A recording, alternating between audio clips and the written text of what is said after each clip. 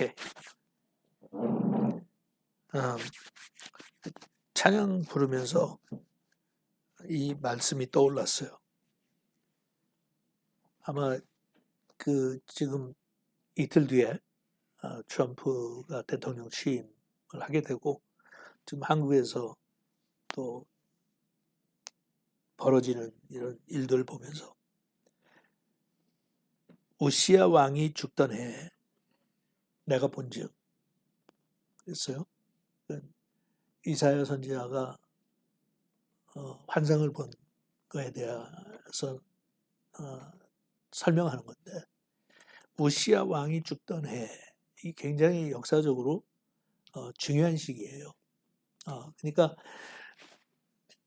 역사를 잘 모르면 뭐 또 왕이 하나 죽은 데는 시대적인 뭐를 얘기하는가 몇 년도, 그죠? 우시야 왕이 몇 년부터 몇 년까지 왕위에 있었는데 이제 죽고 난 다음에. 그런데 이건 마치 어떤 뜻인가 하면 글쎄 최근 대한민국 역사로 놓고 본다고 그러면 갑자기 박정희 대통령이 살해당했잖아요. 네. 그런 어떤 시기, 굉장히 국가적으로 지금 어떻게 나갈지 알지 못하는 그런 위급한 시기예요. 우시야 왕이 죽던 해. 그때 이스라엘이 역사적으로 굉장히 고비예요. 큰 고비예요. 어느 쪽으로 갈지 잘 모르는 그런 상황이에요. 그런 상황에서 이사야가 굉장히 근심과 걱정이 많았겠죠. 앞으로 어떻게 될까? 네. 지금 우리 입장은 그때보다는 그렇게 위급한 상황은 아니지만 아마 우리가 볼 때 그런 것 같아요.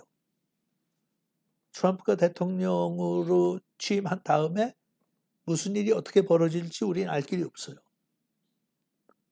그런데 트럼프를 추종하는 세력들이 얘기하는 것처럼 다 그렇게 긍정적인 것만 보이는 건 아니에요. 예.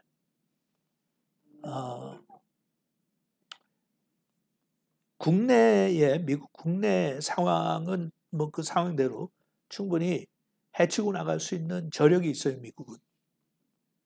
예.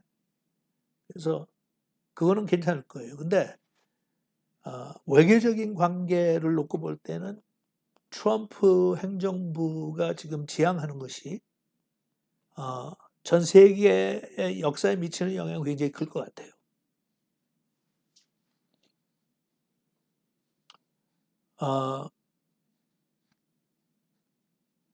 그 부시 대통령이 이라크를 공격하면서 악의 그 뭐라고 그랬지?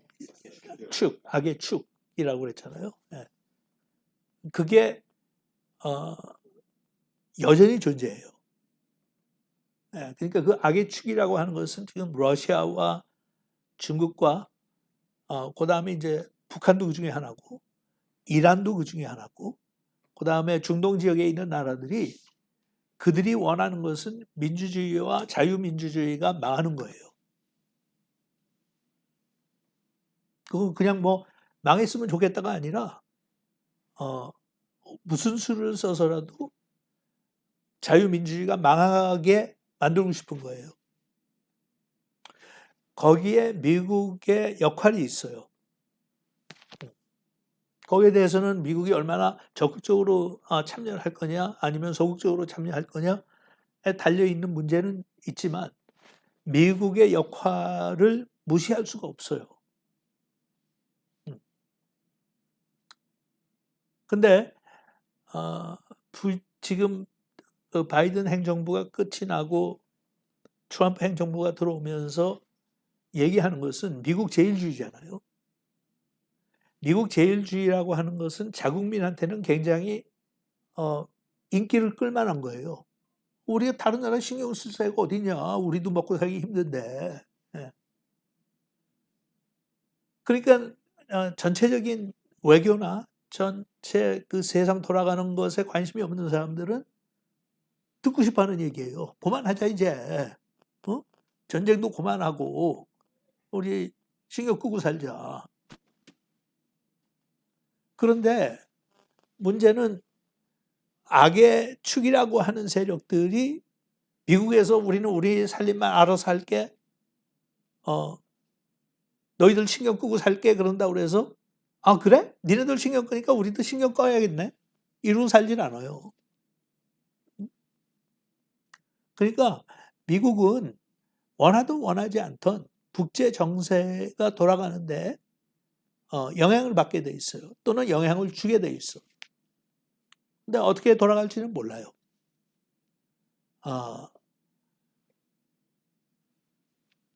한국 상황은 그것보다 더 심각해.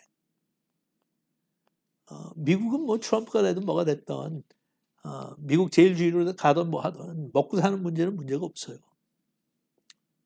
그리고 저력이 있어. 그리고 미국은 인구가 엄청나게 많아요. 그리고 이 개인 소득이 GDP 개인 소득이 굉장히 높아요. 중국이 뭐 제2의 경제 대국이 된다고 그러지만 그거는 국가적인 차원에서 인구가 많기 때문에 그런 거고 개인 소득으로 들어가면 어림 한 푼어치도 없어요. 그런 상황에서 지금 한국에서 벌어지는 거는 거의 질식할 정도야. 내가 볼 때는. 나하고 상관도 없는데. 나하고 상관이 없는데 그래도 내가 살던 곳이니까 또 내 형제와 부모가 살던 곳이고 살고 계시는 곳이니까 완전히 무시할 수는 없는데 지금 돌아가는 게 국가가 이게 꼴이 아니에요. 그리고 나는 처음에 국회에서 계엄을 해제했을 때 국민들의 반응이나 이런 걸 놓고 보면서 빠른 속도로 전개해서 빨리 마무리를 질 줄로 알았어요. 근데 시간이 가면서 이거는 폭동으로 연결되잖아. 오늘 아침에 뉴스, 어저께 밤 뉴스를 들으신 분들은 알겠지만 법원에 가가지고 폭동을 일으켰어요. 그리고 판사의 이름을 불러가면서 척결하겠다고 그러고 죽여버리겠다고 그러고. 이건 폭동이에요. 그런데 대통령이라는 작자는 그걸 부추기고 있잖아요. 자기 살아남겠다고. 그랬더니 제가 정말 싫어하는 정광훈 목사라는 인간은 광화문에서 집회를 하면서 당신들이 거기 몰려가서 대통령 감옥에서 끄집어내자. 그러면서 이건 성전이다. 거룩한 전쟁이라는 거예요. 그리고 당신들이 죽으면 이건 의를 위해 싸우다 죽는 거니까 순교다 이러고 그런 지랄이 어디 있어. 예수님을 위해 싸우다 죽어야지 순교지. 왜 윤석열을 위해서 그걸 감옥에서 억지로. 근데 그런 말을 한다고요. 그러면 흥분한 이 군중들이 몰려가요 또. 그래서 근데 이 말씀이 생각이 나더라고. 오시아의 왕이 죽던 해 내가 본즉 주께서 높이 들린 보좌에 앉으셨는데 이 말씀이 우리한테 위로가 되는 거예요. 땅에서 무슨 지랄 같은 일들이 일어나든지 상관없이 하나님은 보좌 위에 앉아 계시다 지금. 그의 옷자락은 성전에 가득하였고 스랍들이 모시고 섰는데 각기 6날개가 있어 그 둘로는 자기의 얼굴을 가리웠고 둘로는 자기의 발을 가리웠고 그 둘로는 날며 서로 불러 이르되 거룩하다 거룩하다 거룩하다 만군의 여호와여. 이 만군의 여호와라고 하는 말씀이 구약에서는 굉장히 중요한 하나님의 이름이에요. 이건 하나님께서 싸우신다는 거예요. 만군의 여호와는 군인이 적을 상대로 싸울 때 만군의 여호와가 필요하지 평화 시절에는 그 무슨 만군의 여호와가 왜 필요해요? 만군의 여호와. 그의 영광이 온 땅에 충만하도다. 지금 우리가 이렇게 보면 워싱턴도 지난주도 그렇고 오늘도 그렇고 이게 얼마나 불편합니까? 도대체 얼마나 그 위협을 느끼면 이렇게까지 철저하게 막아야 되냐고. 제가 미국에 왔을 때 미국에 그 당시에 오셨던 분 알잖아요. 백악관을 토요일이면 우리 맘대로 들락달락했어. 백악관을. 처음에는 어포인먼트도 없이 그냥 나타나면 해줬고, 근데 조금 몇 년 가니까 그다음부터는 어포인먼트가 필요하다고 그러더니, 그다음에는 이제 그게 프로그램 자체가 없어지더니, 이제는 철통같이 막잖아요. 그러니까 그걸 보면, 이거 뭐, 나라가, 민주주의가 무너진다 하는 위협을 느끼고, 걱정을 하면서도 하나님의 말씀은 만군의 여호와께서 이 땅을 다스리시는데 그의 영광이 온 땅에 충만하도다. 그래서 요즘 제가 자꾸 얘기하는 게 하늘을 보라. 이 땅에서는 개미 같은 것들이 돌아다니면서 별 난리를 다 친다. 응? 하지만 하나님은 보좌에 앉아 계시다. 다 보고 계시다. 다 알고 계시다. 그리고 하나님께서는 다스리고 계시다.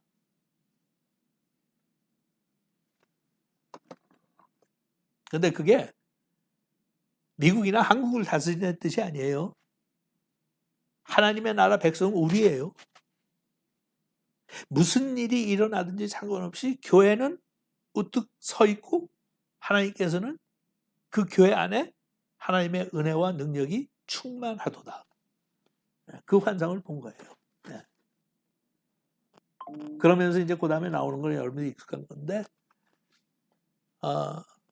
천사가 와서 이사야의 입을 지지죠. 그러면서 그래요.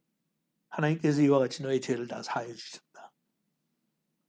그러면서 그 다음에 저 악한 세상을 향하여 누가 갈고, 그럴 때 이사야가 제가 여기 있나이다. 나를 보내소서. 참 기가 막힌 거예요. 그러니 제가 답답한 건 정광훈 같은 사람들이, 나는 그 이제 목사라고도 못 부르겠어. 그런 인간들이 앞장서 가지고 윤 대통령 구하자고 이게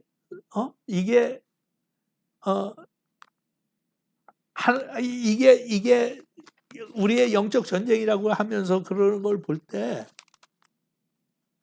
이건 도대체 저는 수습이 안 되는 거예요.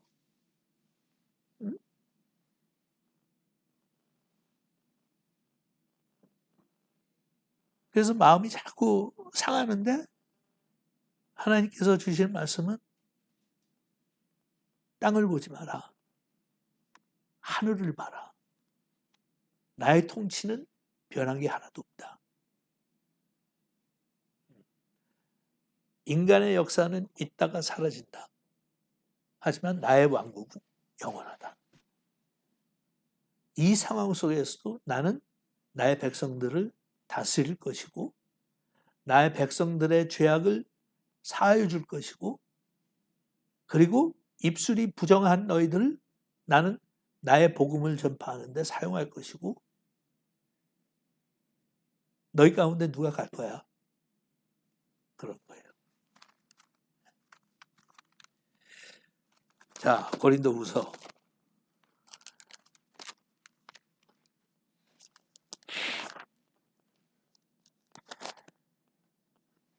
2장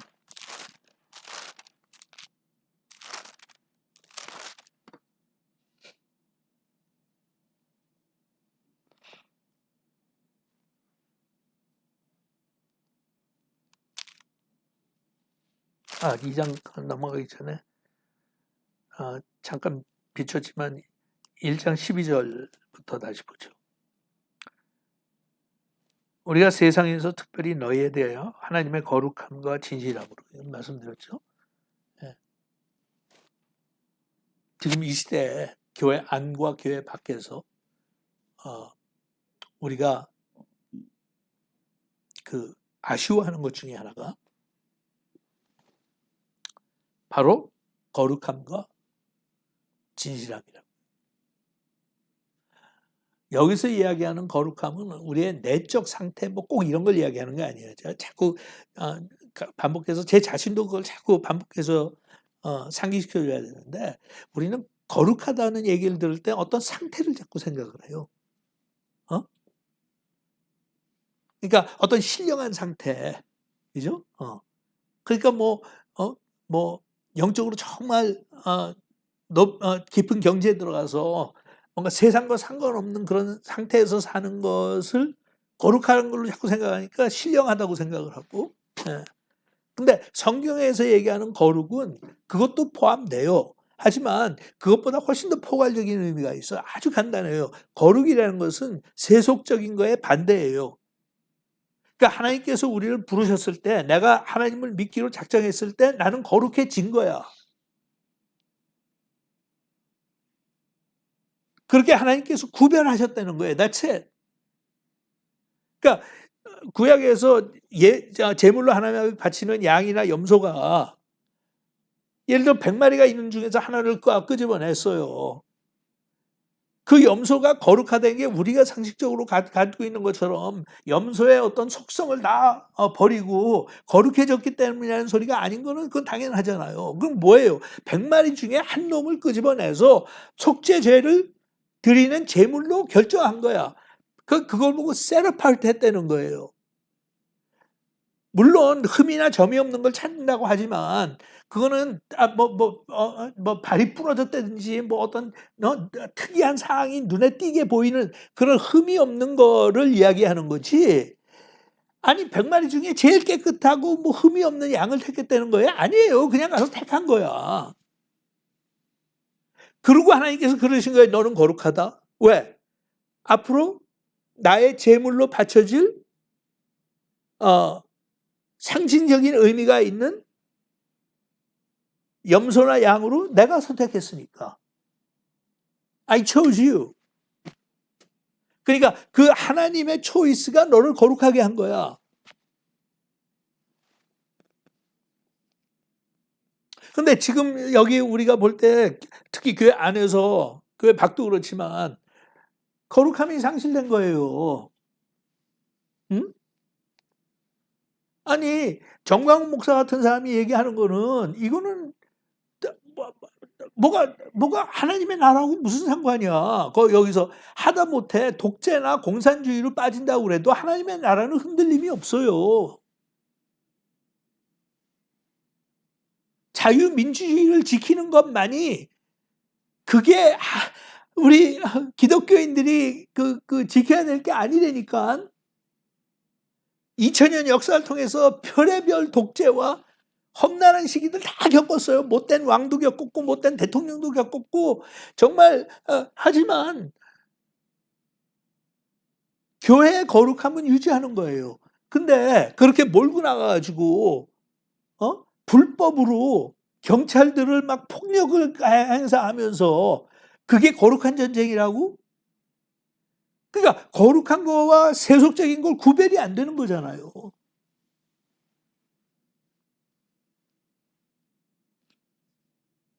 그전에는 제가 또 열렸던 게 뭐예요? 보수교단의 대표라는 목사들이 모여가지고 국가의 장래를 위해서 기도한다고 윤석열 편이었잖아요. 보수파들이 나와가지고 100만 명을 동원해서 기도회를 한다 뭐 한다 난리들 쳤잖아.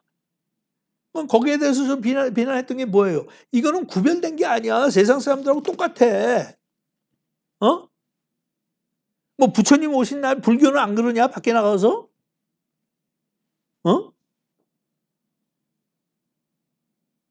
왜 그렇게 하나님하고 상관없는 짓들을 자꾸 하는 거야? 그래도 우리가 가서 기도하는 거니까. 예수님께서 기도하라고 그러셨지만 어떨 때는 앞에 나가서 대중적인 기도하는 것도 필요해. 하지만 골방에서 기도하라는 말씀을 많이 하셨잖아.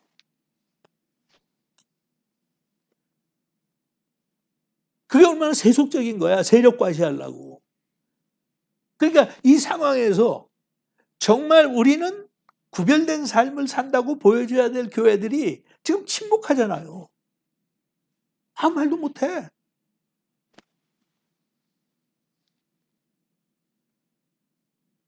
거룩한 걸 좀 보고 싶은 거예요. 그건 개인적인 어떤 경건함이 아니에요. 공동체로서 교회가 가져야 될 거룩함, 구별된 삶. 우리는 세상하고 다르다. 다른 게 우리는 더 훌륭하고 우리는 더 선하고 우리는 더 정의롭고 이런 것들을 이야기하는 게 아니라 우리는 we are different. 우리의 소망은 세상에 있지 않아. 우리의 소망은 자유민주주의가 아니야. 우리의 소망은 자본주의가 아니야. 우리의 소망은 어떤 대통령이 아니야. 우리의 소망은 우리 국가가 아니야. 우리의 소망은 달라. 없다는 거예요. 그다음에 두 번째 얘기하는 게 진실함이잖아요. 이것도 우리가 참 살면서 목말라 하는 것 중에 하나예요. 진실함이 없어. 응? 바이든 대통령 행정부 때 얼마나 거짓을 많이 얘기했어요. 근데 그 전에 트럼프도 밥 먹듯이 거짓말했거든. 그러니까 이번에 장관으로 임명된 사람들 그 인사하기 전에 시험대에 다 오르잖아요. 그 저는 시간에 여유가 있으니까 그걸 어느 정도 지켜보거든요. 무슨 말들을 하는지. 근데 그런 그 과정을 보면서 제가 늘 얘기하죠. 진실은 어떨 때는 꼭 거짓말을 하는 게 있는 게 아니라 거짓말 중에 하나는 꼭 해야 되는 말을 안 할 때가 거짓말이다. 근데 상원에 나가가지고 저기 뭐라 그래? 이게 뭐지? 상원에 가서 인준받는 그 과정에서 청문회?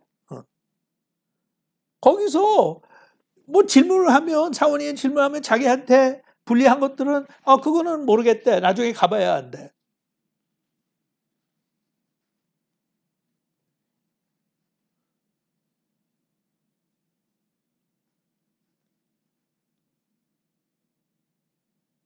진실함이 사라졌어요? 없어요. 물론 그거는 당연해요. 타락한 인간들이 모여 사는 이 구조 속에는 거짓말이 난무하는 것은 당연한 일인지 모르지만, 근데 교회 안에도 그렇잖아. 그래도 교회만은 진실하려고 노력을 해야 되는데, 적어도 노력은 해야 되는데, 항상 자기들 편한 쪽으로 해석해버리고, 그 뭐라 그래, 한국은? 어쨌든, 남이 하면 불륜이고, 내가 하면 로맨스라고. 그냥. 교회도 다 그렇게 처리해요. 교회 목사들이 잘못하면 그거는 로맨스래.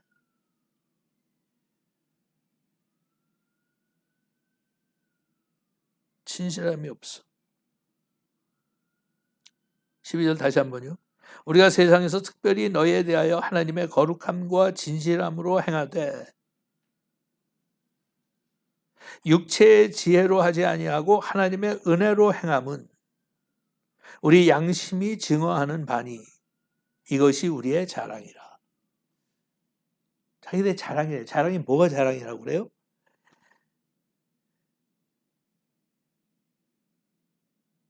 우리가 너희들 대할 때 육체의 지혜는 다시 무슨 말이에요? 세속적인 지혜를 이야기하는 거예요. 세상의 지혜.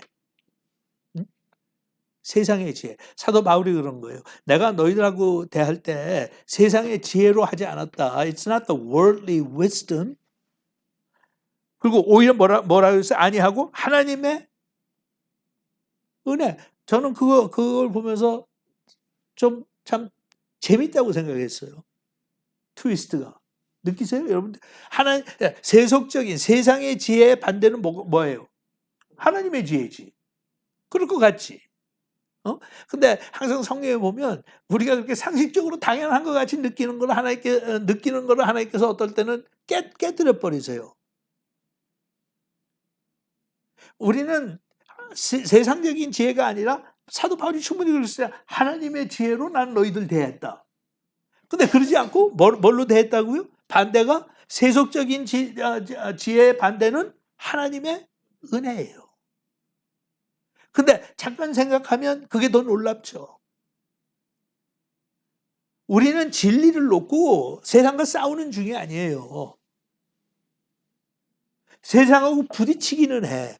왜냐하면 우리가 믿는 거, 또 하나님의 말씀이 너무 세상적인 기준으로 놓고 올 때는 말 같지 않으니까 대항하잖아요. 모든 이슈마다 교회가 입장을 취하면, 성경적인 입장을 취하면 저쪽에서는 그게 아니다, 별의별 얘기를 해갖고 우리를 설득하려고 그러잖아요. 그것도 안 되면 우리를 은근히 협박하잖아요. 그것도 안 되면 은근히 우리를 핍박하잖아요. 그러면 우리는 그거를, 정치인들이 그렇게 하면 그걸 정치로 해결하려고 들어. 그 대신 우리는 거기에다가 하나님의 법을 자꾸 들이대요. 성경에 말씀하셨는데 이러고 나가잖아요. 하나님이 처음에 창조하셨을 때 남자와 여자로 창조하셨으니까 동성 이런 거는 우리가 허락할 수가 없다. 그러니까 그거는 맞는 소리예요. 하나님의 말씀대로 하는 게 맞는 소리야. 지당한 얘기예요. 예수를 믿는 사람이 그걸 부인한다고 그러면 정신 나간 사람이야.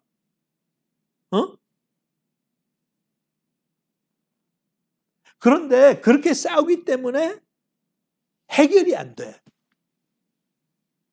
그때 하나님께서 우리한테 주시는 무기는 신령한 지식으로 가서 그들을 두들겨 패갖고 논쟁에서 이기려는 게 아니에요. 정치에서 이기려는 게 아니야. 너희들은 하나님의 은혜로 싸워라. 그 하나님의 은혜로 얘기할 때는 별 거지 같은 걸 하나님께서는 다 은혜로 덮어주시는 거예요. 다 용서하시고.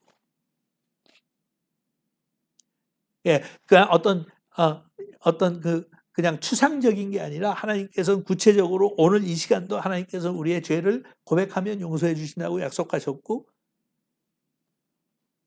율법을 통해서 이제 용서받았으니까 됐다가 아니라, 용서뿐만 아니라 하나님께서는 그거를 은혜로 덮어주세요. 허다한 허물을 덮어주세요. 그리고 우리를 응원하시고 지원하시고 우리한테 와서 설득하세요. 괜찮아. 인간이니까 그럴 수도 있는 거지. 나는 너한테 그렇게 실망하지 않아.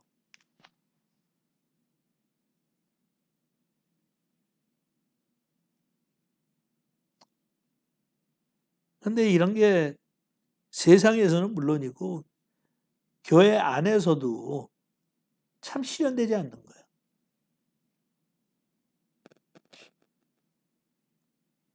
하나님의 은혜가 없어요. 그러니까 gracious하게 살아야 된다는 건데 we lack grace. We totally lack grace.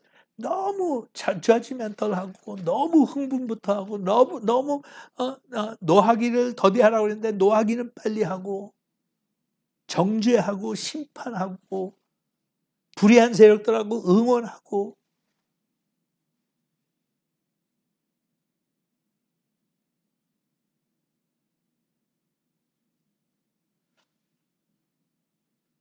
나는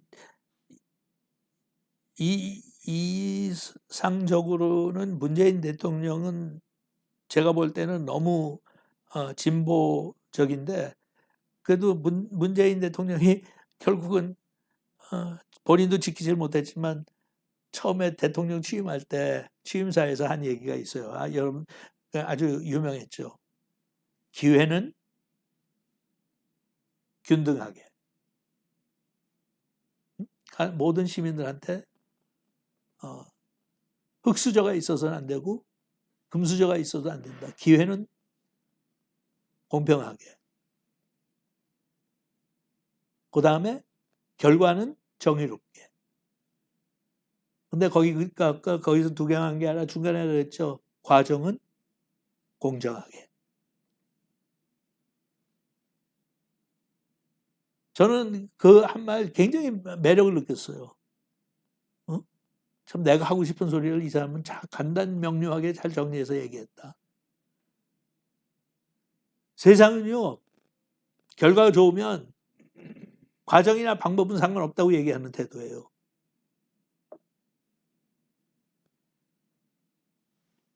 목사들과 교인들도 그럴 때가 많아요. 우린 정의로운 게 목적이니까. 우린 빨갱이를 물리쳐야 되니까. 부정선거는 중국에서 다 만들어낸 거니까.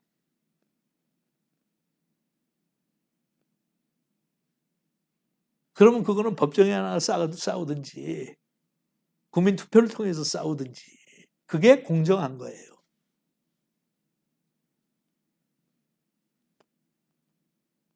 부당하게 나라를 뒤집어 엎겠다고 생각했던 대통령을 변호하면서 부당한 과정과 방법을 통해서 한다고요.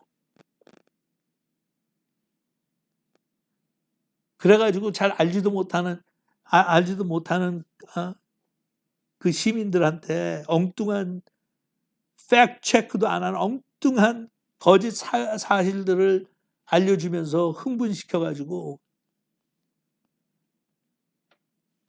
사법체제를 무너뜨리고 판사를 이끌어내서 이게 무슨 공산당 혁명도 아니고 이게 뭐야? 응?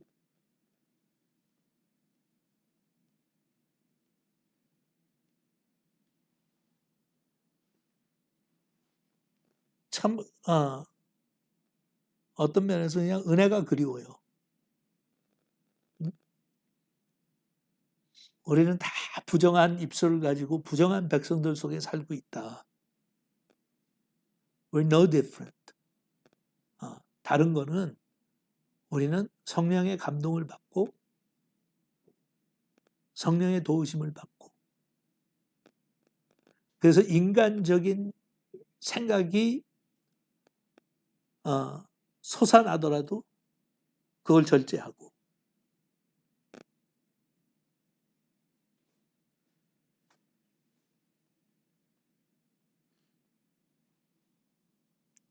하나님의 은혜로 우리가 그냥 늘 편안하게 자주 주문처럼 외치는 하나님의 은혜. 그게 진짜 보여줘야 될 때가 있어요. 사도 바울이 지금 고린도 교회 교인들하고의 이 문제가 이 상황이 얼마나 아슬아슬한 거예요. 그 후에도 얘기하지만 얼마나 배신감을 느끼겠어. 후회도 할 수 있을 거예요. 내가 이것들한테 왜 복음을 전했던가. 그런데 그러지 않고 하나님의 사람이니까 구별된 행동을 하는 거예요. 하나님의 은혜로 덮자.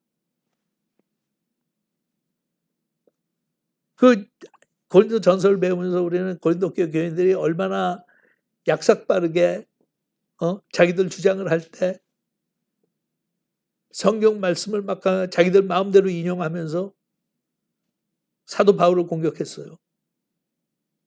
그러면서 지네들이 얼마나 잘났다고 생각했어. 사도 바울과의 말싸움에서 자기네들이 이겼다고 생각했잖아요. 그러면 법대로 한다고 그러면 사도 바울이 가가지고 다 그냥 깨 부수는 거야. 성경 말씀을 갖다 대면서.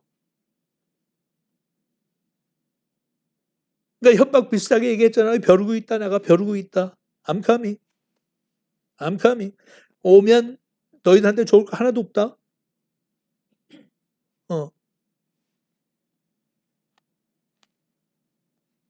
그런 인간으로서의 그런 마음도 우리가 엿볼 수 있어. 그런데 사도 바울은 절제해요.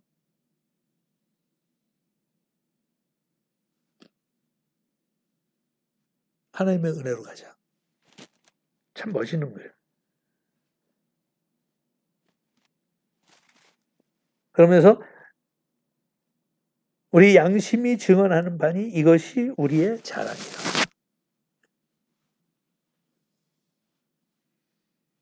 우리는 뭐를 자랑해요? 이길 수 있는 걸 자랑해요. 수단 방법을 가리지 않고도 이기면 된다고 생각해. 그게 우리의 자랑거리야.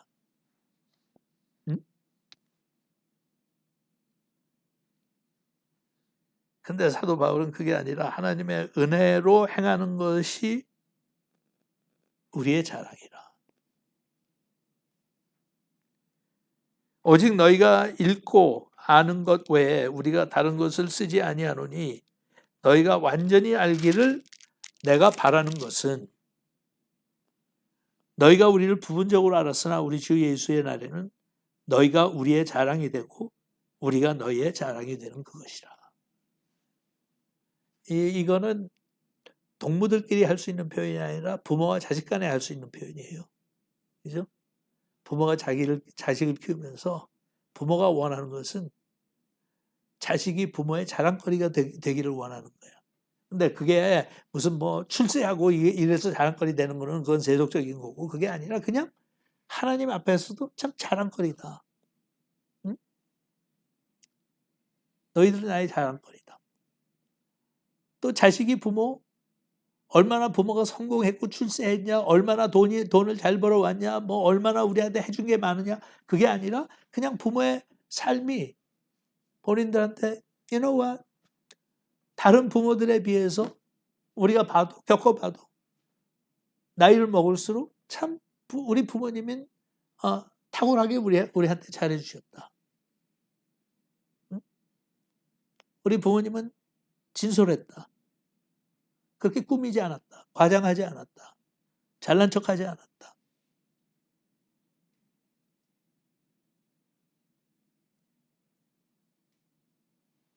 (15절) 내가 이 확신을 가지고 너희로 2번 은혜를 얻게 하기 위하여 먼저 너에게 이르렀다가 너희를 지나 마게도냐로 갔다가 다시 마게도냐에서 너에게로 가서 너희의 도움으로 유대에 가기를 계획하였으니. 지난주에 했죠? 네. 마게도냐 갈 때도 한번 들리고 올 때도 한번 들리고 되도록이면 그냥 그렇게 들리고 싶었던 거예요. 근데 그렇게 한 사도 바울의 마음은 모르고 안 왔다고 난리들 치는 거야. 사정이 있었는데. 이렇게 계획할 때 어찌 경솔히 하였으리요. 응? 혹 계획하기를 육체를 따라 계획하여 예 하면서 아니라 하는 일이 내게 있었느냐? 우린 그런 건 많이 하잖아요. 특히 제가 그런 목사들 트레이닝하고 이렇게 할 때 그런 얘기 많이 했어요. 교인들이 와서 목사님 이거 기억하고 기도해 주세요. 네, 기도해 드릴게요. 그러고는 새까맣게 잊어버려. 인간이니까 잊어버리지. 어? 그래서 저는 물론 그렇게 하고 후배 목사들한테 얘기하면서 집에 가서 할 생각하지 말고 그 자리에서 그냥 잠깐 해줘라. 꼭 그 사람하고 같이 하는 것도 아니고 그냥 생각날 때 간단하게 하면 되잖아. 하나님이 자매의 지금 기도 부탁을 들어주시옵소서. At least 허튼 소리 한 건 아니니까. 근데 우리는 한다고 그랬다가 예라고 했다가 아니요 했다가 예 왔다 갔다 하는데 사도 바울은 얘는 예, 너 아니요는 아니요다. 우리 말에 좀 무게가 있어야 된다는 거죠. 그러니까 일반 교인들 물론이고 이 설교하는 사람들이 가지고 있는 부담 중에 하나는 가르치는 대로 살아야 되기 때문에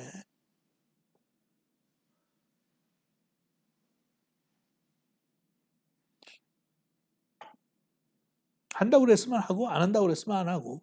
근데 인간이니까 한다고 그랬다가 못할 수도 있잖아요. 얼마든지. 안 한다고 그랬다가 할 수도 있고.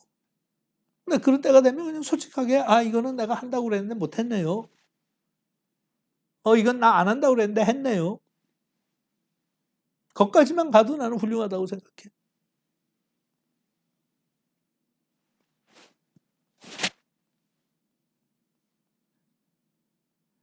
(18절) 하나님은 미쁘시니라. 우리가 너에게 한 말은 예 하고 아니라 함이 없노라. 예라고 그랬다가 아니라고 하는 적이 없다.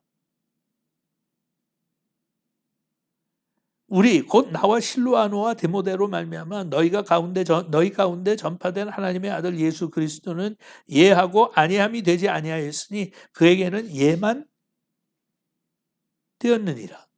예수님께서는 항상 하나님 앞에 네, 아니오가 없었다는 거예요. 하나님의 약속은 얼마든지 그리스도 안에서 예가 되니 그런즉 그로 말미암아 우리가 아멘 하여 하나님께 영광을 돌리게 되느니라. 우리를 너희와 함께 그리스도 안에서 굳건하게 하시고 우리에게 기름을 부으신 이는 하나님이시니 그가 또한 우리에게 인치시고 보증으로 우리 마음에 성령을 주셨느니라. 이게 이제 저는 개인적으로 혼동스러운 거예요. 이 정광훈 목사나 이런 사람들의 행동을 보면서 저들 가운데 성령이 계실까? 응? 성령이 계시다 그러면 성령이 근심도 하시고 책망도 하실 텐데 어떻게 저렇게 말하고 저렇게 행동하지? 저 사람이 진짜 목사인가? 저 사람이 진짜 구원 받은 거야? 그랬잖아요. 구원받았다는 거의 증거로 우리한테 보증하기 위해서 보증하신 거거든. 보증하신 증거가 뭔가 하면 우리 안에 성령이 계신 거야.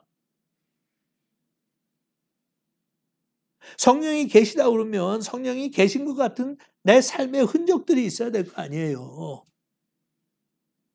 뭐 그렇다고 해서 완전히 흠이 없이 그냥 경건하게 산다는 뜻은 아니지만 그래도 성령이 내 안에 계시다면 희미하게라도 성령이 계신 흔적이 있어야 될 거 아니냐고. 그러니까 저는 굉장히 혼동스러워요, 진짜로. 그런 사람들의 행위 자체가 그렇다고 해서 뭐 그 사람들 아닌 우리는 뭐 잘났어요? 잘난 거 하나도 없어요. 하지만 한계가 있잖아. 응? 근데 그렇게 하는 걸 보면서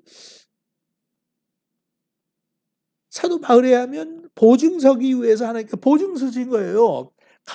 컨퍼메이션을 주신 거야. 그게 우리 안에 내주하시는 성령이에요. 성령이 정말 살아계셔서 내주하신다면 흔적이 남아야 될 거 아니냐고. 무언가는 흔적이 보여야 될 거 아니에요. 근데 우리가 볼 때는 성령이 계시기 때문에 우리도 죄 져요. 죄를 짓지만 책망하는 걸 느끼잖아.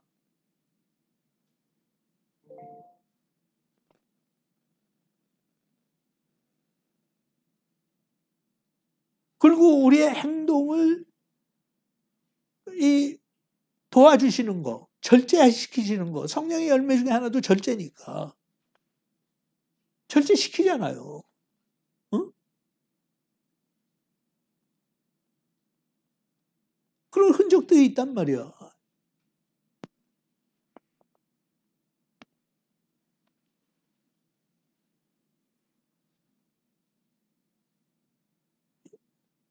(23절) 내가 내 목숨을 걸고 하나님을 불러 증언하시게 하노니.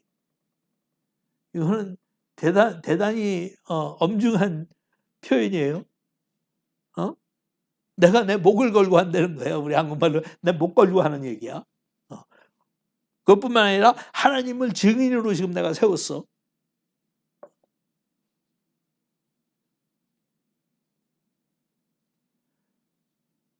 내가 다시 고린도에 가지 아니한 것은 너희를 아끼려 함이라. 이 사람들이 왜 온다고 그래놓고 약속 안 지키고 안 왔냐 얘기하니까 사도 바울이 사실은 너희를 좀 아끼느라고 그랬어. 왜냐하면 내가 가면 좀 험한 소리 해야 되니까. 응? 하기는 해야 되는데 안 할 수는 없는데. 그러니까 차라리 안 갔으면 좋겠다. 응? 그래서 안 간 거야. 근데 너희들은 내가 얘라고 하고 안 왔다고 이렇게 날 잡아먹고 뜯어먹으려고 난리들 치는데 God is my witness 그런 거예요. God is my witness. 너희를 아껴서 24절 우리가 너의 믿음을 주관하려는 것이 아니요 오직 너희 기쁨을 돕는 자가 되려 함이니 이는 너희가 믿음에 섰습니다.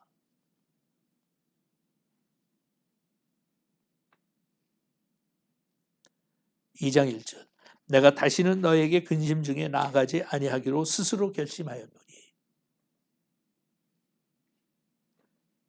내가 너희를 근심하게 한다면 내가 근심하게 한 자밖에 나를 기쁘게 할 자가 누구냐? 어? 내가 가서 너희들 컨프런트 해가지고 너희들의 잘못과 이것을 내가 다 드러냈을 때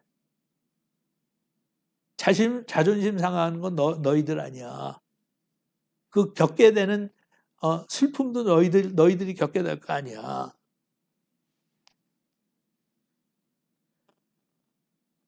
내가 이같이 쓴 것은 내가 갈 때 마땅히 나를 기쁘게 할 자로부터 도리어 근심을 얻을까 염려하며 또 너희 모두에 대한 나의 기쁨이 너희 모두의 기쁨인 줄 확신함이로다.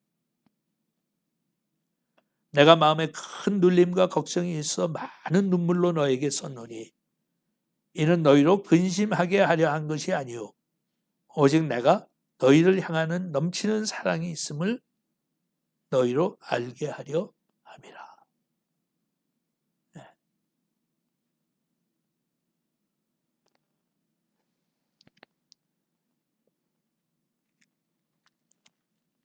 분명히 잘못을 저질렀고 사도 바울의 마음을 아프게 했고 상하게 한 그들한테 사도 바울의 자세는 조금이라도 큰 상처 주지 않으려고.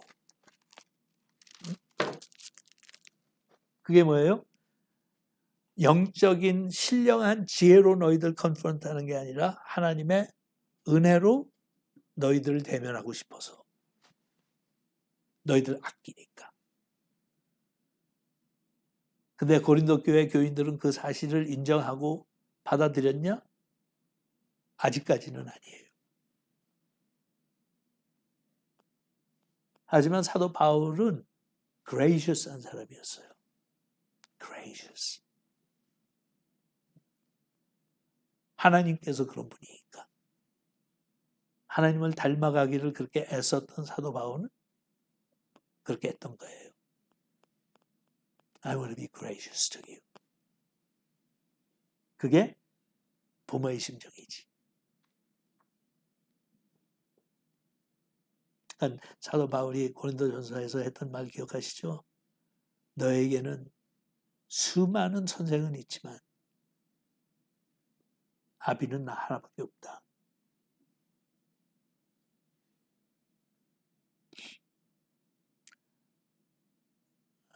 제가 생각하기에는 우리가 세상을 향해서 그런 자세로 살아야 된다고 생각해요. 죄는 밉죠. 죄를 쉽게 용납해서는 안 되죠. 이 세상은 공의와 정의가 하나님께서 선지자들을 통해서 강조하신 것처럼 강물처럼 흘러야 되는 게 당연해요. 그리고 흑수저가 있어서는 안 돼요. 기회는 공평하게 주어져야지. 하지만 그렇게 하지 못한다고 해서 우리가 잘못을 지적할 수는 있지만 너무 심하게 정죄하거나 과정이 악랄해져서도 안 된다는 거예요.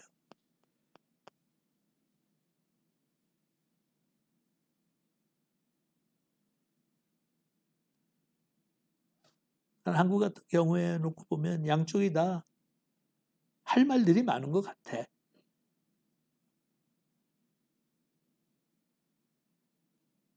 중간에 있는 저의 입장에서 놓고 볼 때는 상당히 많은 게 말이 안 되는 소리들이지만 할 말이 많아.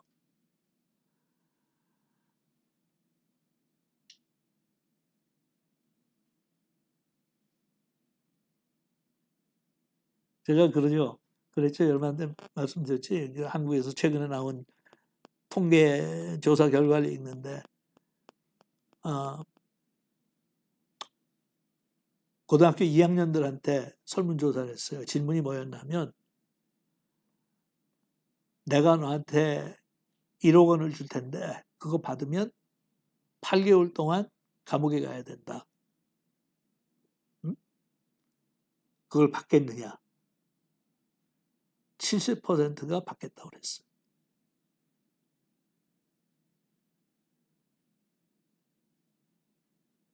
그러니까 한쪽에서는 윤 대통령 측에서는 젊은이들이 광화문에 같이 나와서 같이 지금 열내고 모임에 참여한다고 긍정적인 거라고 보는데 저는 그렇게 보지 않아요. 왜냐하면 원하는 게 정의롭고 공정하면 방법을 그렇게 해서는 안 돼. 그건 폭동이야. 그런 젊은이들이 긍정적으로 받아들일 수 없어요, 저는. 이미 썩었구나, 너희들은. 불의와 맞서서 싸우겠다는 게 또 하나의 불의야? 그럼 우리 시대에서 끝났어야지. 한국의 슬픈 역사를 만든 거는 다 그런 사람들이 만들었어. 대통령이 못 됐으니까, 정권이 못 됐으니까, 쿠데타를 일으키고 감옥에 처박아 놓고 고문을 하면서까지도 거짓 진술 받아내고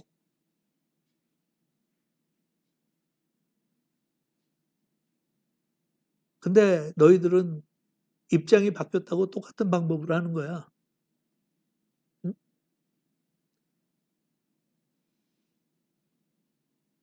사법체제를 그렇게 무너뜨리는 거야. 마음에 안 들면.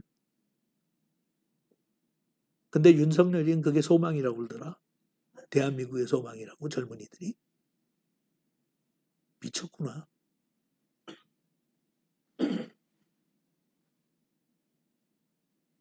그건 극단주의자들이 하는 짓이지. 이슬람 극단주의자들은 그렇게 해도 뒤집어 엎겠다는 거야.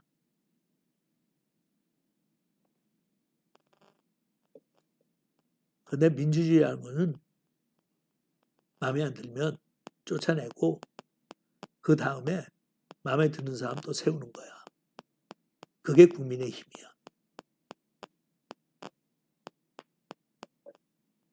이재명이 다음 대통령이 될까 봐 그렇게 신경 쓰여서 그런다고? 그럼 주변에 있는 사람들 설득해. 그레이셔스하게. 네 의견을 나눠. 그래서 이재명을 지지하는 사람들이 돌아서서 반 이재명파가 될 수 있도록 해주면 도움이 되겠지. 근데 네가 아무리 설득해도 안 넘어가면 그것도 할 수 없는 거야.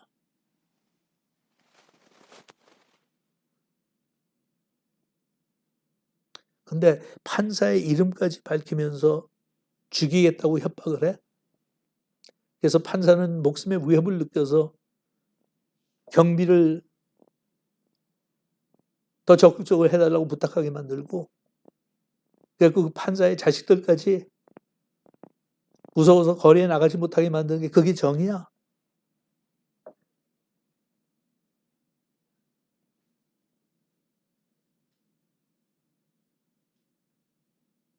이재명이도 마찬가지지.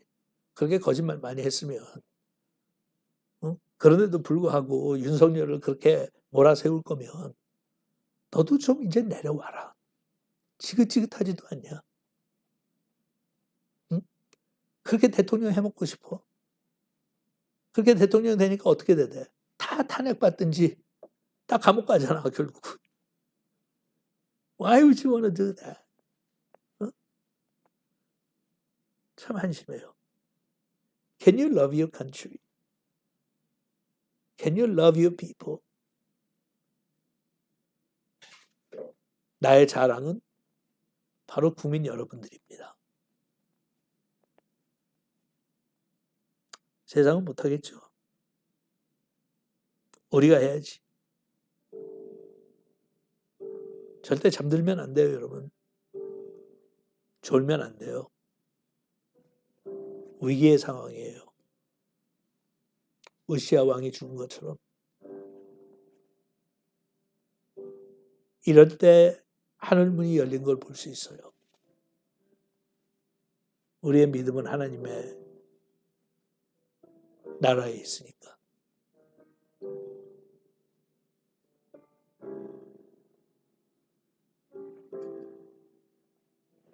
세상이 무너지고 사람들은 변하여도 유일하게 변치 아니하는 것은 하나님과 하나님의 나라. 같이 하자.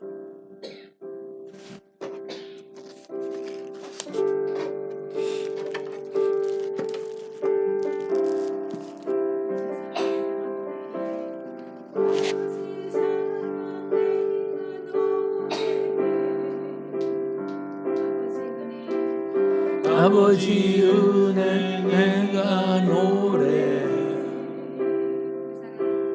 그 사랑 변함없으신 거짓없으신 성실하신 그 사랑 강한 계획 없지 않으시는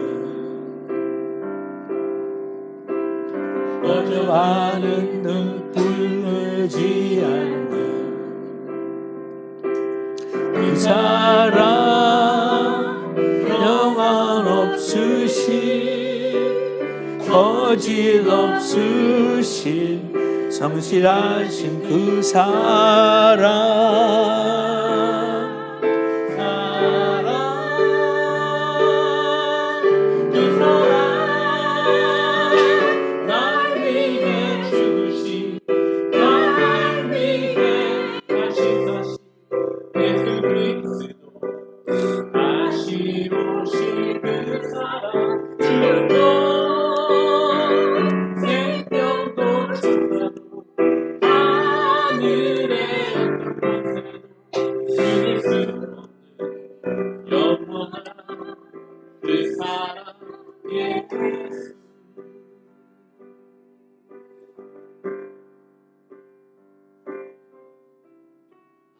아버지 사랑 내가 노래 아버지 은혜 내가 노래 그 사랑 변함없으신 거짓 없으신 성실하신 그 사랑 한갈 때 꺾지 않으신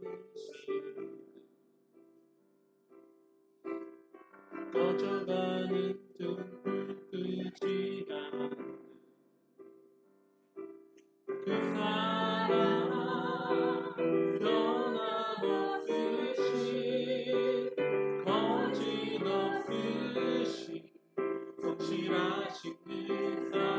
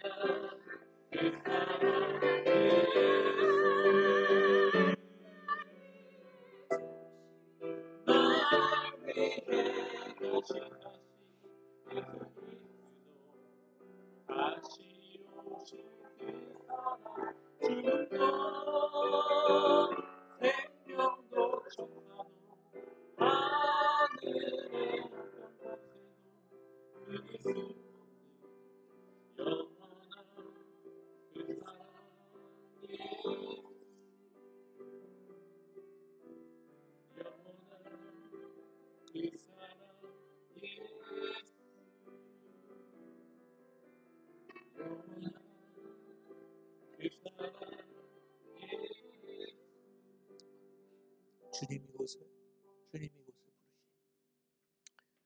하나도 빠짐없이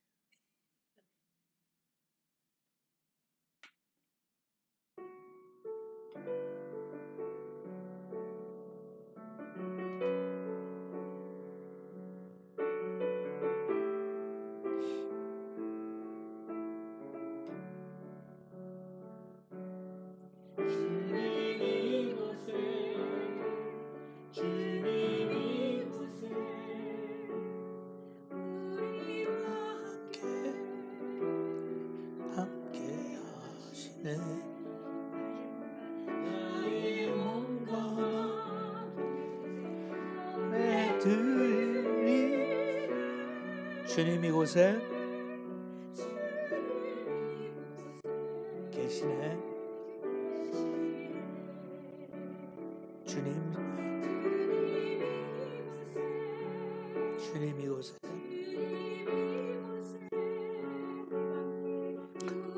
우리와 함께 하시네. 나의 몸과 마음 경배드리네.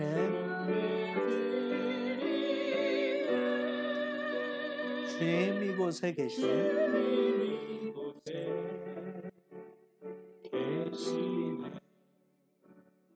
상한 심령을 위로하시며 병든 우리 몸 고쳐주시네. 결박을 끊고 자유 주시네.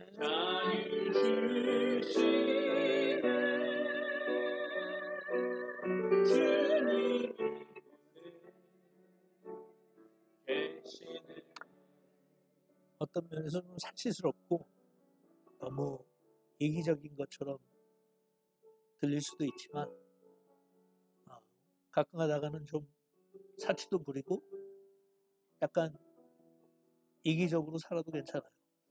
그런 의미에서 주님 이곳에 세상에서 무슨 복잡한 일들, 골치 아픈 일들이 생기든지 상관없이 성령이 함께 하시기 때문에 우리는 안심하고 편히 쉴 수가 있어요. 그런 차원에서 불안해하는 세상 사람들한테는 좀 미안하지만 우리는 하나님의 백성이기 때문에 누리는 그 평안이 있으니까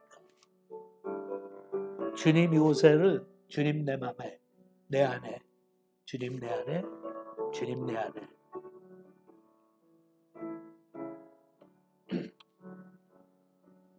주님 내 안에 주님 내 안에 우리와 함께 하시네.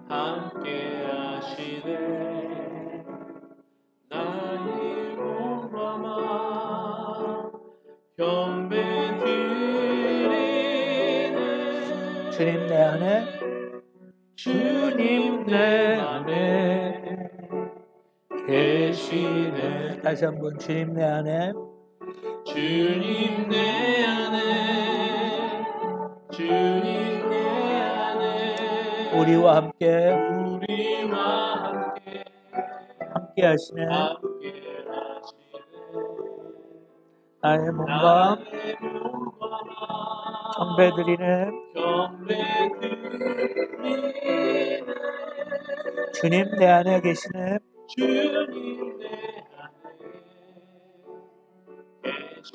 상한 심령을 위로하시며 병든 나의 몸 위로하시며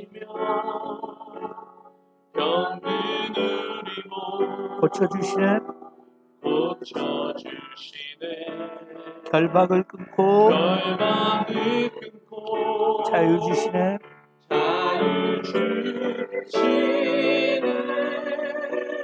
주님 내 안에 계시네. 주님 내 안에 계시네. 아버지 하나님, 오늘도 예배하는 가운데 주님이 우리 안에 계신 것을 확인하게 하시고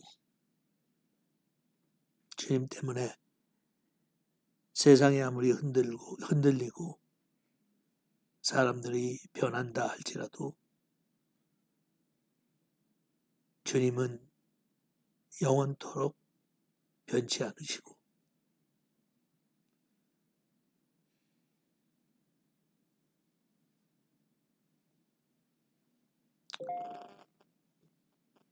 말씀하시고 약속하신 대로 주님의 백성들을 보호하시고 다스리시고 은혜 가운데 인도하시는 그 사실로 우리 마음속에 평안함과 안식을 누릴 수 있도록 도와주시옵소서. 예수님의 이름으로 기도합니다. 아멘. 예, 잘 마쳤습니다. 걱정하는